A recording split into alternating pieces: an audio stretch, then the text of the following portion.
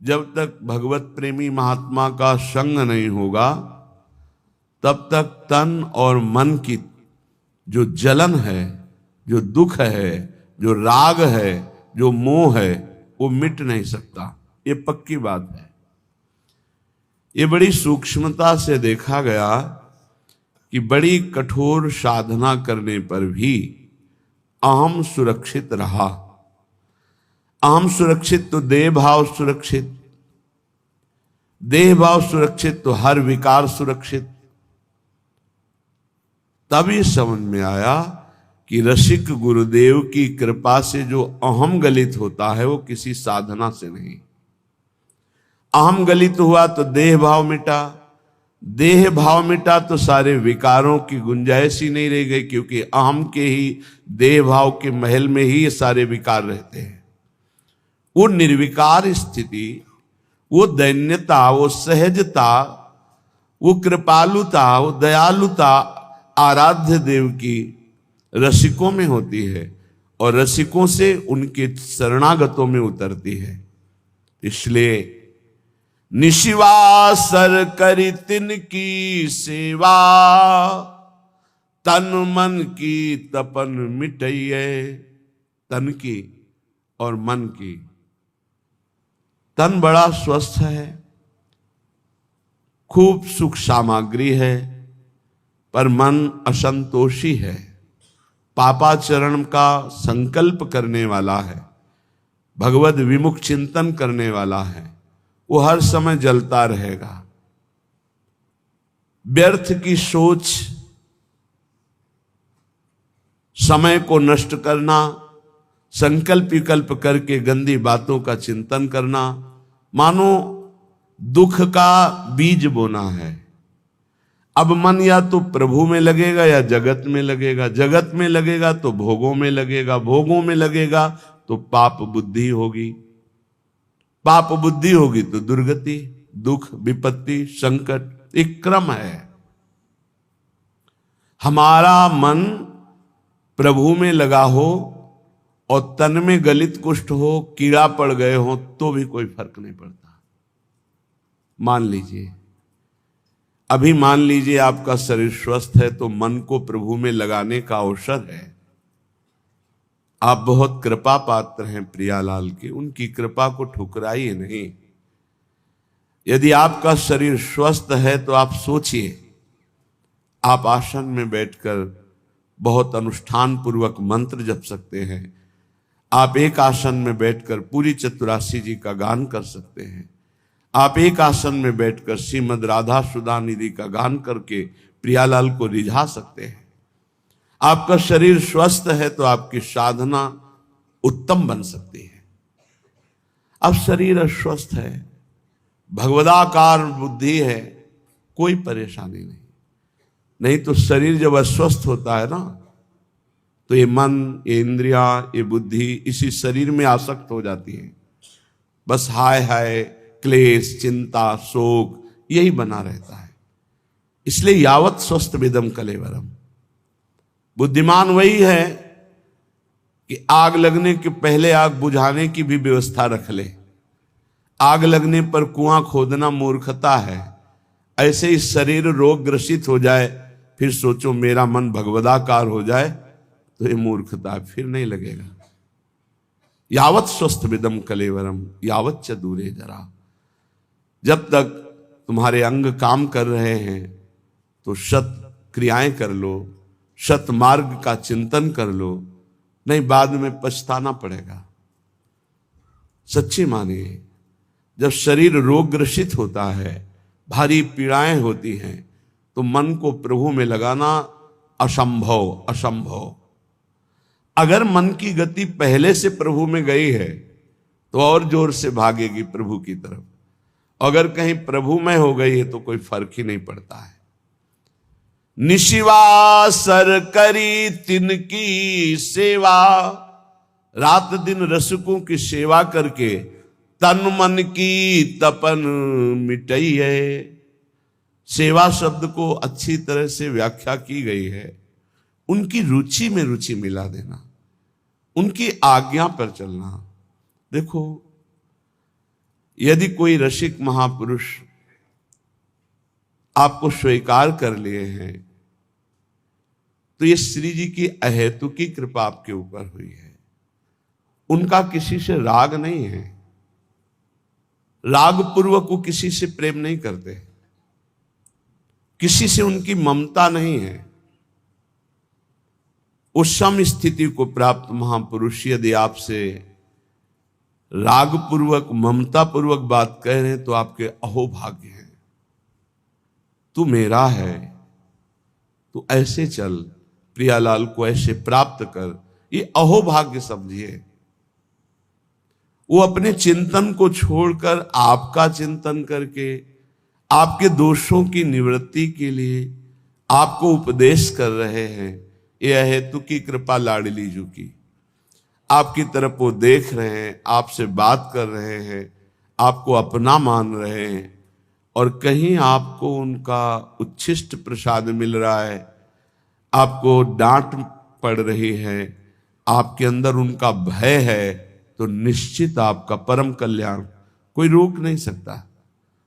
ये बड़ी दुर्लभ कृपा प्रसादी होती है, ऐसा जिनको प्राप्त है। कौन सतमार्ग में प्रेरित करता है, कौन किसी को डांटता है सतमार्ग के लिए।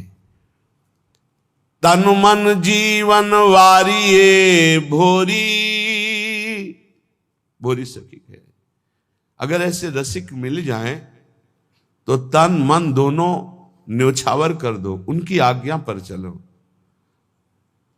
जैसे बेटा स्वस्थ हो, खेल रहा हो, ये देखकर मां को जो सुख मिलता है वो किसी और को सुख नहीं मिलता है, और तो देखकर बस चल देगा, लेकिन सुखानुभूति मां को होती है। ऐसे ही जब कोई परमात्मा प्राप्ति के लिए साधन परायण होता है, हृदय में वो गुरु आज्ञा का पालन अक्षरशः करता है, तो जो गुरुजनों को सुख मिलता है, रसिकों को सुख मिलता है, वो कोई नहीं जान सकता। एक दृष्टि में जीवन का परिवर्तन करने की सामर्थ्य होती है। वो दृष्टि कब प्राप्त होती है? जब वो संपूर्णतया ये जान लेते हैं कि आप उनकी आज्ञा में हैं, आप उनके हैं, आप एक अक्षर भी उनकी आज्ञा का उल्लंघन नहीं करते, तो हृदय में एक आह्लाद होता है। उसी आह्लाद स्थिति में जब श्री जी के सुमिरन में गाढ़ चिंतन में होंगे, उस समय जब आपका चिंतन कर लेंगे तो आप निहाल हो जाओगे, आपके जीवन का परिवर्तन हो जाएगा। रसिक महापुरुषों की कृपा जानते हो कैसे होती? जो एकांत में प्यारे जू की सेवा में होते हैं भाव देह से, और उस समय जिसका चिंतन कर ले बेड़ा पार हो गया।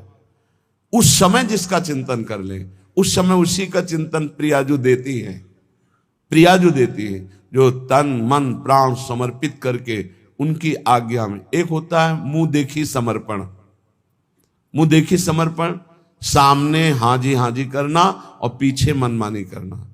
और एक होता है जीवन समर्पण, वो देखें ना देखें, बोले ना बोले, माने ना माने अपना, लेकिन हमें उनकी आज्ञा का पालन करना है। ऐसे का स्मरण होता है प्रियालाल की। जब मानसिक सेवा में रसिक महापुरुष होते हैं तब ऐसों का स्मरण, और उस समय जो शीतलता होती है, वही शीतलता आशीष बनकर उस जीव का परम मंगल कर देती है जो उनकी आज्ञा पे चलते हैं। भूरी सखी कह रही, तन मन जीवन वारिये भोरी, आखिन माही बसइये, निशिवासर करी तिनकी सेवा, तन मन की तपन मिटइये।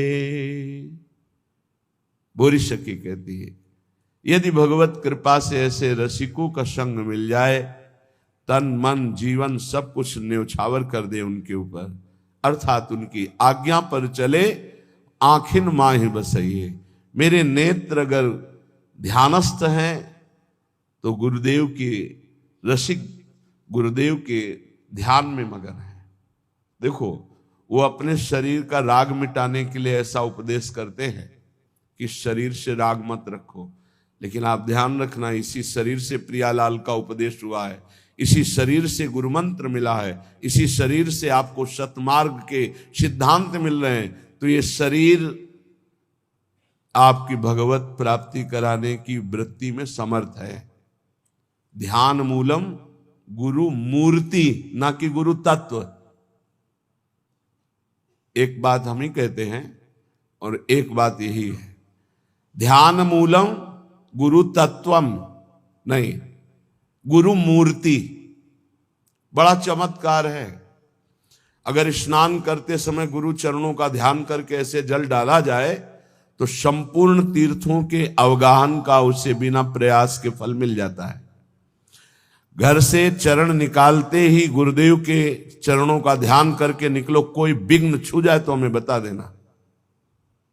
गुरुदेव के चरणों का ध्यान किया, गुरुदेव के चरणों का प्रणाम किया और चल पड़े अपने ऑफिस, अपने कार्य के लिए या जिस हेतु से। कोई विघ्न आपको रहे, सारे विघ्नों का नाश इनके चरणों के स्मरण मात्र से हो जाता है। आप गुरु मंत्र जप रहे हैं, गुरु को सानिध्य में ले आइए भाव से। हमारे गुरुदेव उच्च आसन पर बैठे हैं, मैं उनके चरणों में बैठा हुआ, अगर ऐसा भाव न बने तो छवि रख लीजिए, एक रुमाल बिछा ली, गुरु की छवि विराजमान कर ली। गुरु के सानिध्य में जो जप होता है अनंत कोटि गुना बढ़कर होता है। जैसे वर्णन है कि घर में जो जप होता है उसे कई गुना 10 गुना बढ़कर के गौशाला में, फिर उससे बढ़कर प्रयागराज तीर्थ में, ऐसे ऐसे वर्णन है। लेकिन गुरु के सानिध्य में अनंत गुना जप का फल होता है। रसिक गुरुदेव को भोरी सखी कह रहे, आखिन माही बसइये, ध्यान मूलम गुरु मूर्ति, पूजा मूलम गुरु पदम, मंत्र मूलम गुरु वाक्यम, मोक्ष मूलम गुरु कृपा। गुरु कृपा मोक्ष मूलम। संसार से मुक्त होने के लिए मूल क्या है? गुरु कृपा है। तो रसिक संग बिनु प्रेम न होई, बिना रसिकों के संग के श्री प्रियालाल से प्रेम नहीं होता। बड़े सौभाग्य हैं जब श्री जी कृपा करती हैं तो अपने नाम रूप लीला धाम की स्थापना करने वाले रसिकों का संग प्रदान करती है। अनादौ संसारे कति नरक भोगा न विहिता, कियंतो ब्रह्मेन्द्राद्य तुल सुख भोगाश्च न कृता, तदास्मिन्नेकस्मिन् वपुषि सुख दुखे न गणयन्, सदैव श्री वृंदावन मखिल सारम भज सखे। हे सखे, हे मित्र, ये जो मैं तुम्हें बात कह रहा हूं इसे ध्यान से सुनना। तुम अज्ञानी हो इसलिए नहीं जान पा रहे। तुमने कितनी बार नरक भोगा है तुम्हें पता नहीं, कितनी बार स्वर्ग भोगा है तुम्हें पता नहीं। तुम इंद्र भी बन चुके हो, देवता भी बन चुके हो, अतुल सुख भोगे हो संसार के, और बहुत नरक भी भोगे हो। ये सब भोग चुके हो। इन काम क्रोध लोभ ने बड़ा तिरस्कार तुम्हें किया है, बड़ा तिरस्कार। अंदर से देखो, जो काम के गुलाम हैं, अंदर से देखो कैसा ये नचनी नाच नचाता है, कैसा ये तिरस्कार करता है, पागल श्वान की भांति घुमाता है। गोस्वामी तुलसीदास जी ने लिखा है, पद सिर त्राण बजे, जूते पड़ते हैं सिर पे, फिर भी इसको समझ में नहीं आता। ये काम क्रोध लोभ मोह मद मत्सर ये दुर्गति की हुई जीव की है, फिर भी इसको समझ में नहीं आता। सिर पद त्राण बजे, हरिजु मेरो मन हठ न तजे। इन भोगों ने कितना तुम्हारा अपमान किया, तो स्वतंत्र विनाशी कितना परास्त हो गया। कामी पुरुष चरणों में झुकता है सिर्फ काम संयोग के लिए, कसम खाता है कि आपके सिवा मैं किसी से क्या क्या दैन्यता, अगर ऐसी दैन्यता गुरुदेव से कर देता तो परब्रह्म की प्राप्ति हो जाती। आप बोलो, आप कहो तो अभी प्राण त्याग दे, आप बोलो अभी प्राण त्याग दें, त्याग देते हैं। क्या क्या इस काम ने नचनी नाच नचा रखा है त्रिभुवन में। श्रीपाद कह रहे बहुत धैर्य पूर्वक, हे सखे, हे प्रिय मित्र, तुम्हें नहीं दिखाई दे रहा, मुझे दिखाई दे रहा है, क्योंकि त्रिकालज्ञ है, तीनों कालों का ज्ञान है। कह रहे तुमने कितने नरक भोगे तुम्हें पता नहीं। जैसे मां के गर्भ में रहे तो क्या पता हमें कैसा कष्ट था, कोई याद नहीं है। ऐसे कितनी बार तुम स्वर्ग गए तुम्हें पता नहीं। अर्थात स्वर्गिक सुख, नारकिक दुख, इनको तुम बहुत भोगे हो। इन काम क्रोध आदि दुश्मनों ने कितना तुम्हारा तिरस्कार किया। धिक्कार है, धिक्कार है। बहुत बहुत विचित्र दशा है। महाराज पुररवा का वैराग्य एकादश स्कंद में लिखा हुआ पढ़ना चाहिए। और महाभारत में हमने पढ़ा पुररवा जी की दशा, पागलों जैसे उर्वशी के प्यार में डूब। ऐसी स्थिति के प्राण निकल जाएंगे जब उर्वशी अंतर ध्यान हो गई। पागलों जैसी चक्रवर्ती सम्राट महाराज पुररवा, बस जैसे कोई विरही, हा प्रियालाल, हा प्रियालाल, ऐसी दशा। ये दशा देखकर देवी उर्वशी पुनः प्रकट हुई। जे भी प्रकट हुई तो जैसे मृत को कोई संजीवनी पिला दे, ऐसे हा उर्वशी, उर्वशी का बस। आप जानते हो मैं किसी की नहीं होती, मैं केवल पुण्यात्मा के पुण्यों का भोग प्रदान करने के लिए जाती हूं। मैं दयावश आई हूं तुम्हारी दशा देखकर, मैं किसी की नहीं हूं। मैं तो आदेश से आती हूं उसके पुण्यों के प्रताप का भोग करवाने के लिए। तुम्हारे पुण्य क्षीण हो गए, अब मैं तुम्हें स्पर्श करने का भी अधिकार नहीं दे सकती, और तुम मेरा वियोग छोड़ो, मैं किसी की नहीं हूं। अंतर ध्यान हो। तब उनको जो झटका लगा, वैराग्य आया, तो उनका धिक्कार है मुझको। भगवान बड़ी कृपा करते हैं जब सांसारिक प्यार में ठोकर दे, बड़ी कृपा होती है उनकी। जिनको थोड़ा भी धर्म का ज्ञान है तो उनका रास्ता प्रभु की तरफ खुल जाता है। जैसे चिंतामणि ने ठोकर लगाई तो बिल्व मंगलाचार्य बन गए। ठोकर लगनी आवश्यक होती है। बहुत द्रवित हृदय होता है आशिकों का। वही आशिकी अगर मुड़कर हरि की तरफ लग जाए तो परमानंद की प्राप्ति हो जाए।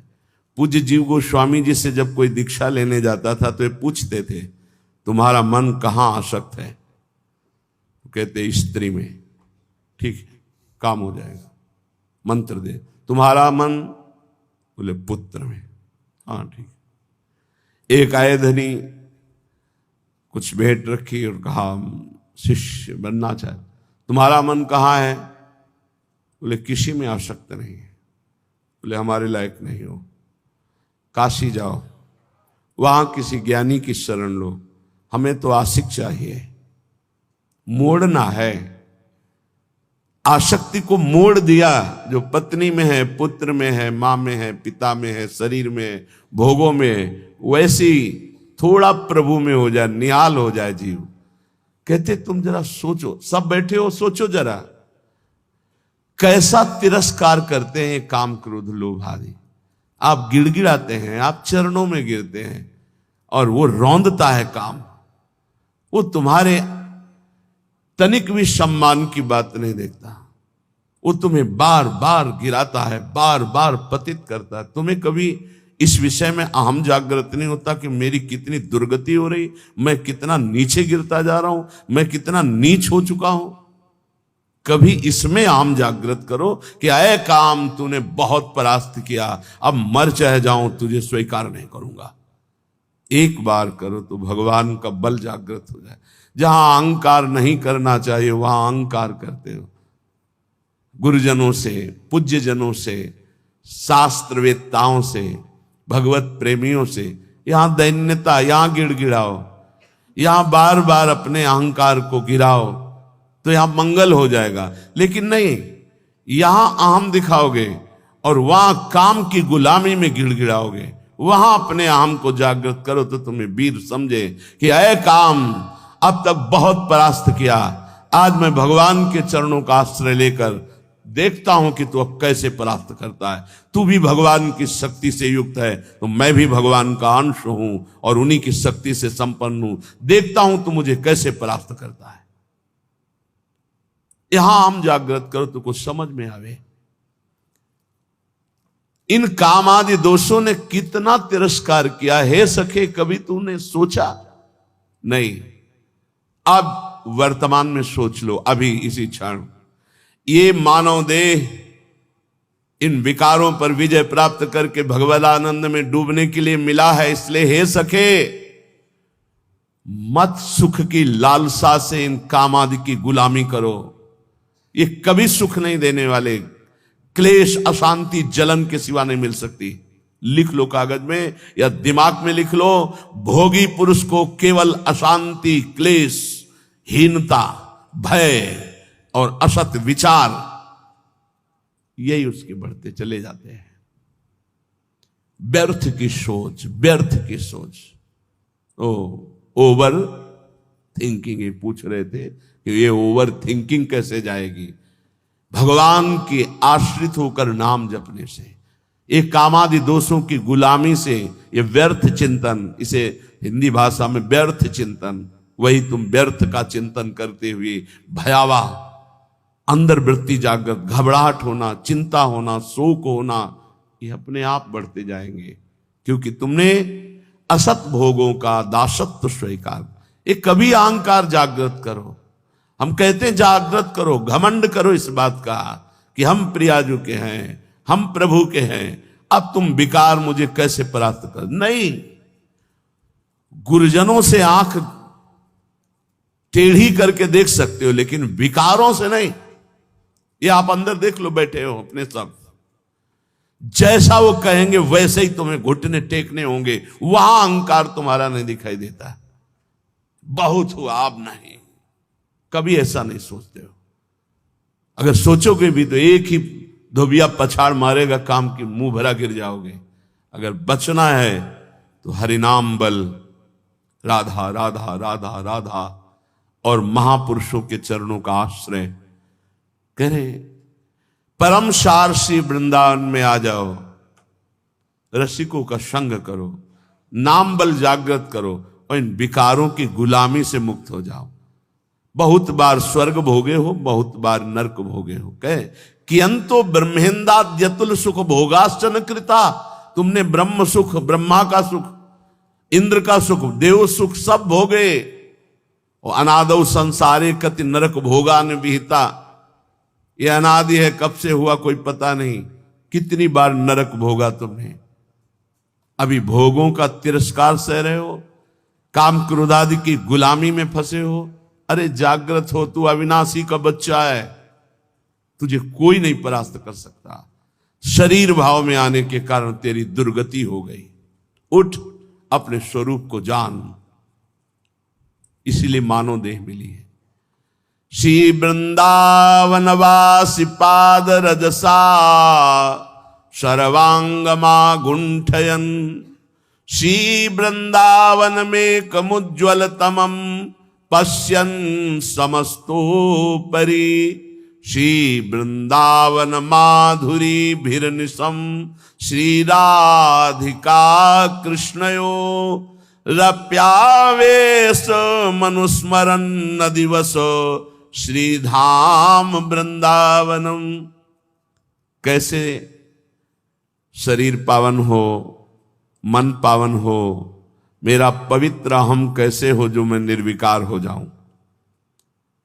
कह रहे जो वृंदावन के प्रेमी रसिक जन हैं, ब्रजवासी जन हैं, इनकी चरण धूलि में लौट जाओ। इनकी चरण रज रोज शरीर पे लगा। श्री वृंदावन वासी पाद रजसा सर्वांगमा गुंठन। बहुत बड़ी वस्तु है ये वही पकड़ सकता है जिस पर श्री जी की अहेतुकी कृपा है। भरत जी जो जड़ भरत जी के रूप में है, उन्होंने यही कहा, बिना महत्पाद रजोभिषेकम, बिना महापुरुषों की चरण रज से अभिषिक्त हुए ये ब्रह्म बोध नहीं प्राप्त होता। प्रहलाद जी ने भी कहा कि जब तक अकिंचन भगवत प्रेमी महात्माओं की चरण रज में अभिषेक नहीं होगा तब तक मेरी जैसी मति है ऐसी हरि में नहीं होगी। नैषाम मति तावदुरुक्रमांग। यहां श्रीपाद कह रहे हैं काम क्रोध आदि पर विजय प्राप्त करने के लिए, समस्त भोगों पर विजय प्राप्त करने के लिए, समस्त दोषों का तिरस्कार पूर्वक त्याग करने के लिए क्या करो? बोले श्री वृंदावन वास पाद रजसा सर्वांग मां गुंठन। कोई अंग न बकाया रहे, पूरे शरीर में वृंदावन की रज लगाओ। ये चिकनी चमड़ी रजोगुण पैदा करके भोगों में फंसाती। मान लीजिए हमारी प्रार्थना, जितना शरीर को सुकुमार करोगे, साबुन लगाओगे, चिकना करोगे, उतना ही मन गंदा होगा। लिख लो दिमाग में, शरीर राग त्यागी ही भगवत अनुरागी होता है। इस बार बढ़िया शरीर मिल गया, अगर बढ़िया कार्य नहीं करोगे तो घटिया शरीर मिलेगा। न जाने कितने पशु पक्षियों को क्या क्या पीड़ाएं सहनी पड़ती, क्या क्या कष्ट सहना पड़ता है, कैसे। इसलिए इस मानव देह की चिकनाहट चमड़ी को देखकर गर्व मत करो कि मैं रूपवान हूं या तू रूपवान है। यहां कोई रूप नहीं, ये सब मरे हुए रूप हैं। मृत्यु लोक है इसका नाम। अगर रूप ही देखना है तो ऐसे ऐसे रूप हैं कि बड़े बड़े जितेंद्री मूर्छित हो जाएं देवलोक में, ऐसे रूप हैं। और देवलोक भूलोक रसातल सुनि कवि कुल मति डरिए, सहज माधुरी अंग अंग की कई कासो पट तरिए। देखो माई सुंदरता की सीमा। आओ इधर देखो रूप, लालजू का लावण्य देखो, प्रियाजू का रूप देखो। श्री वृंदावन में कम उज्ज्वल तमम पश्यन समस्तोपरि। पश्यन देख बा माधुर्य रस की वर्षा करने वाले श्री राधिका कृष्ण यो श्री श्यामा श्याम यहां बेहरण कर रहे। इसलिए मेरी बात मान जा, वृंदावन की रज को एकत्रित कर लो और स्नान के बाद रोज लगाओ। हमारी ये बात मान लो, ये जब तक रजकण शरीर में नहीं लगेगा तब तक विषयों पर विजय प्राप्त करना बहुत कठिन है। ये सद्य वशीकरण चूर्ण मनंत शक्तिम तम राधिका चरण रेणु मनुस्मरामी। ये श्री जी की चरण रज, ये श्री जी की रसिकों की चरण रज में अनंत शक्ति है। उसी अनंत शक्ति से हम इन काम आदि दोषों पर विजय प्राप्त कर सकते हैं। इसलिए परिचर चरण सरोजम तद गौर श्याम रसिक दंपत्यो वृंदावन नव कुंजावली सुमहानंग विह्वलयो।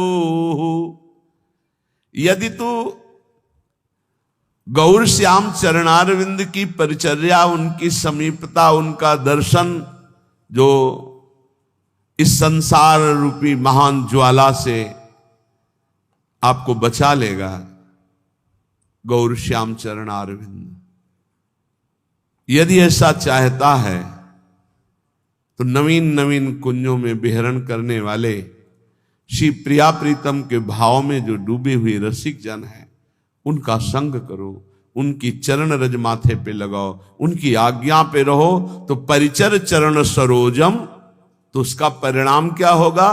तद गौर श्याम रसिक दंपत्यो, दंपति श्री प्रिया प्रीतम जी, ये आपके नेत्रों में ऐसी सामर्थ्य दे देंगे कि फिर ये दृश्य बदलने लगेगा।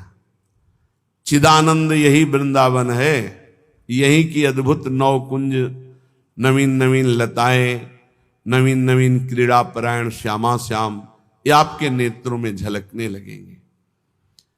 जब हम भगवत प्रेमी महात्माओं का संग करते हैं तो हमारे अंदर ये 8 पुष्प जागृत होते हैं, जिन 8 पुष्पों से आराध्य देव प्रसन्न होते हैं। अगर ये 8 पुष्प नहीं तो आपकी पूजा अधूरी मानी जाएगी। हर उपासक के हृदय में ये 8 पुष्प जागृत होते हैं, तब इष्ट देव पूजा स्वीकार करके प्रसन्न हो जाते हैं। प्रथमम अहिंसा पुष्पम, इससे बिल्कुल प्रियालाल की सेवा बन जाती है और बहुत जल्दी प्रसन्न हो जाते हैं। अहिंसा पुष्पम, किसी को मन वचन से दुख न देना। द्वितीयम करणग्रहा, करण अंतःकरण और इंद्रियां, इनका जो आग्रह होता है विषयों की तरफ जाना, उनसे हटा करके प्रभु में स्थित करना। अंतःकरण और इंद्रियों को प्रभु में स्थित कर लेना, ये दूसरा पुष्प है। फिर तृतीयम भूत दया, जीवों पर दया की भावना, ये तीसरा पुष्प है। चैतन्य महाप्रभु ने श्री सनातन जी को उपदेश किया था, नामे रुचि, वैष्णव सेवा और जीवे दया। जीवे दया, नामे रुचि, वैष्णव सेवा का इससे बढ़कर और कोई उपदेश नहीं। तीन बातें। जब किसी को दुखी देखा जाए तो अपने चित्त में दुख आ जाना, कैसे इसकी दुख की निवृत्ति करूं, ये वैष्णव हृदय होता है, ये भक्त हृदय होता है।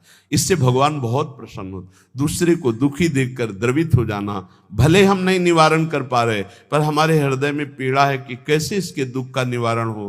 हे भगवान, मैं तो असमर्थ हूं, इस पर सेवा नहीं कर सकता, अर्थ नहीं है, ऐसी व्यवस्था नहीं है, ऐसा भाव नहीं, पर मुझे लगता है मैं इसे सुख प्रदान करूं।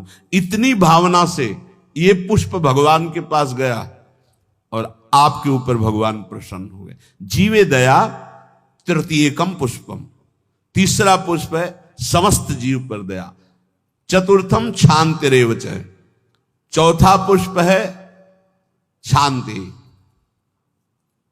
शांति की व्याख्या की है, जो हमको गाली दे, अपमान करे, तिरस्कार करे, उसमें शांत रहना, बिल्कुल कुछ न बोलना, इसे शांति कहते हैं। और शांति कहते उसमें उसके मंगल की भावना करने लगना। करत जे अनुसहन निंदक तिन्हों पे अनुग्रह की, हे भगवान इनका मंगल हो, इनको ज्ञान नहीं इसलिए निंदा कर रहे हैं, अपमान कर रहे हैं, तिरस्कार कर रहे हैं। हे नाथ इनकी बुद्धि शुद्ध हो, ये स्वस्थ रहे, इनको कभी कोई शारीरिक मानसिक या वाचिक दंड ना पहुंचे, नाथ इन पर कृपा करो। ये हृदय में ये पुष्प, शांति रूपी पुष्प, ये भगवान को प्रसन्न कर लेता है। समस्तु पंचमम पुष्पम, सम कहते हैं इंद्रियों का उनके विषयों से विलग करके, जो शब्द स्पर्श रूप रस गंध में इंद्रियां लगी हुई, उनको अलग करके भागवतिक शब्द स्पर्श रूप रस गंध में लगाना, इसे सम कहते हैं। और समस्त पंचमम पुष्पम, सम के अंदर दम भी आ जाता है। दम कहते हैं मन को इंद्रियों के अधीन न करके उसे सावय मना कृष्ण पदारविंदयो।